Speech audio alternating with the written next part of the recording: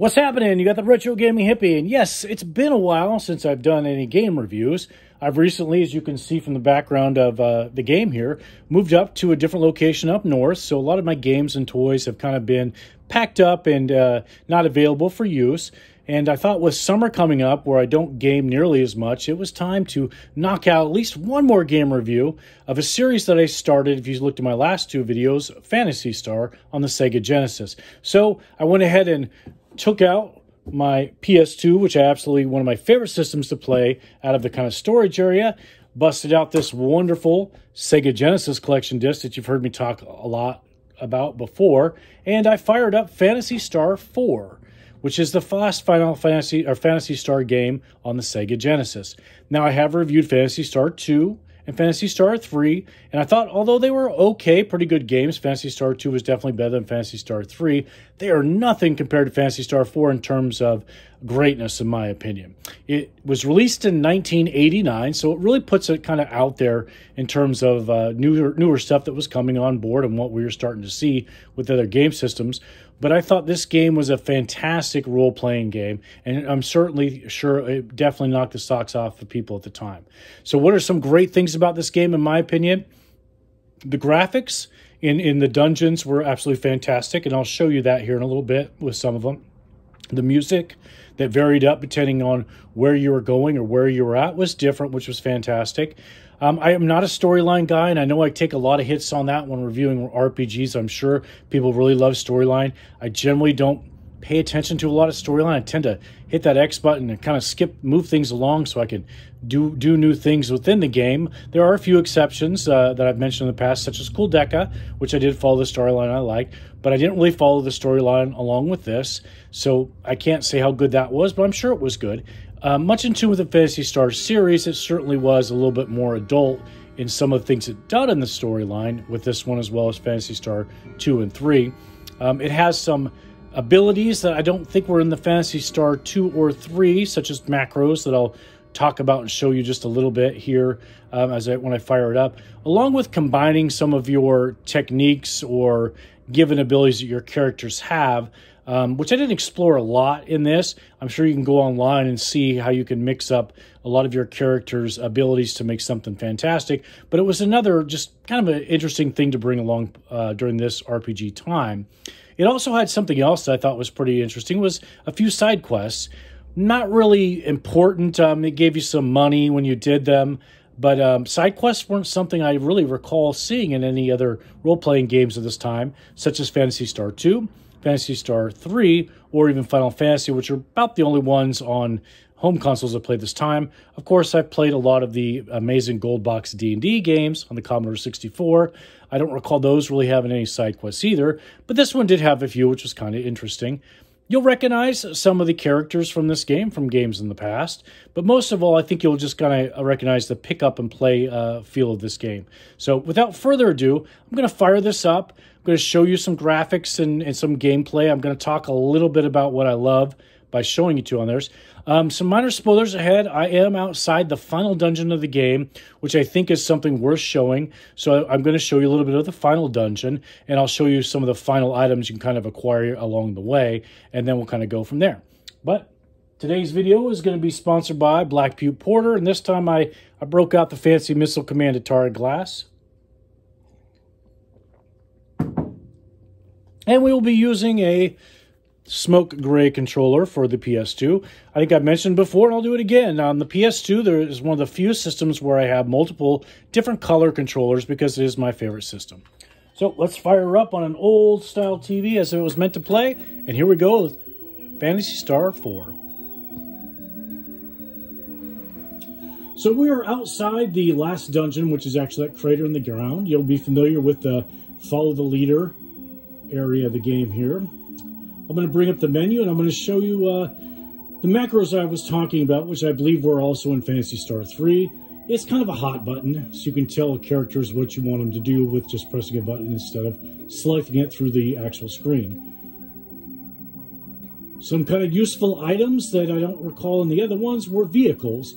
Now, not only do vehicles help you move around, but there's also vehicle combat, which makes it a little bit easier when fighting monsters, and we'll see if we can show you that here. There's a very large inventory that you can carry, not to mention the equipment that each character carries as well. We'll jump into the hydrofoil, which is definitely one of the faster ones, and notice how the music changes. We're not going to enter that city, and here comes a vehicle battle. Music change. We'll go to the option of a special ability that'll just eliminate these guys.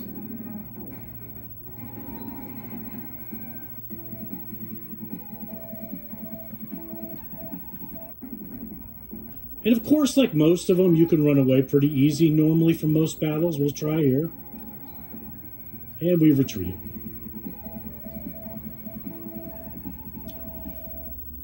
So again, this city had been damaged. Notice the music did change, and unfortunately all the town goers are hurt. Although you can still go around and look at things, you can't do anything in this particular town.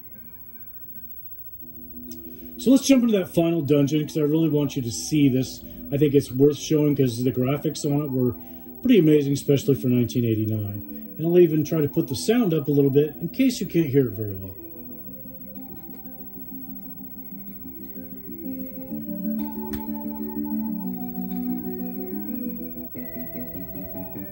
Check out that background. This is 1989. Look at the flowing colors and how it moves back and forth, and there's the pathway. It's not really hard to navigate this particular dungeon, nor did I find the other dungeons nearly as difficult to navigate as I had other Phantasy Star games. Of course, I was using a online guide, so that did make things easier. However, I think you could pick it up and play it and follow it pretty well. Let's do at least one battle, and then we'll wrap this up. But man, I just dig this background here, especially 1989.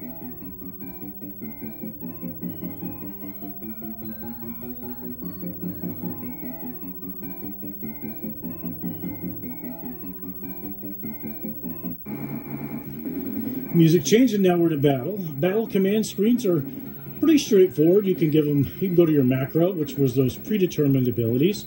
You can run away, which a lot of times does work and you may use, or you can give everybody command, and from commands they can attack, which we'll do with the cyborg Ren. Or if you have somebody that's a little more in tune or have more things to do, you can attack. This is your technique, or what you may call magic. This is everybody's special ability, which is usually unique to every character.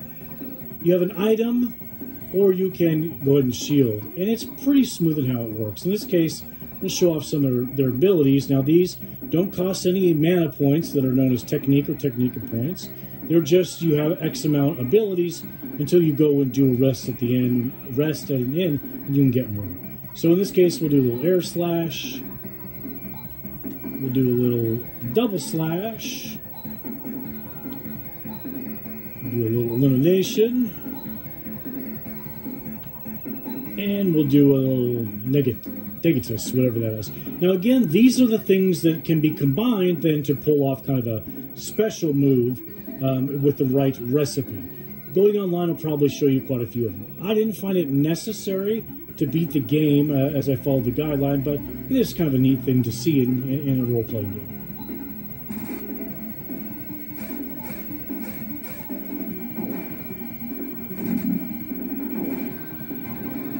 Simple victory.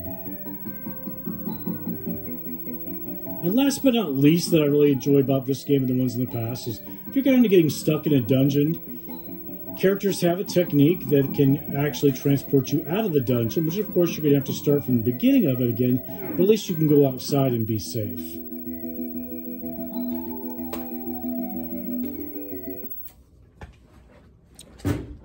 So there you have it, Phantasy Star 4 on the Sega Genesis, but of course I'm playing it this time on the PlayStation 2 with that great disc. It's a fantastic role-playing game. I could see back then that people were probably absolutely blown away by what it was. It's something that maybe down the road I'll pick up a physical copy of, although it's fairly expensive, but I highly recommend that people play it.